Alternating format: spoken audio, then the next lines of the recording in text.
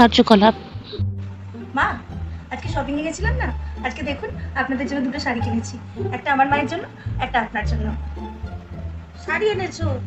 তা ভালো করেছো, কই দেখি কি শাড়ি এনেছো।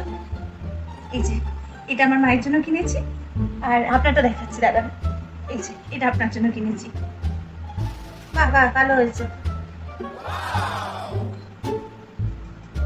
ও, ওটা আমার জন্য এনেছো? আচ্ছা, এটা একটু নরম শাড়ি পরতে পছন্দ করেন, একটু দামি না হলে আপনার ভালো লাগে না, তো দামটা একটু বেশি পড়েছে, তো সেটা কোনো ব্যাপার না। আপনার ছেলেরও খুব পছন্দ হয়েছে আর আমারও খুব পছন্দ হয়েছে।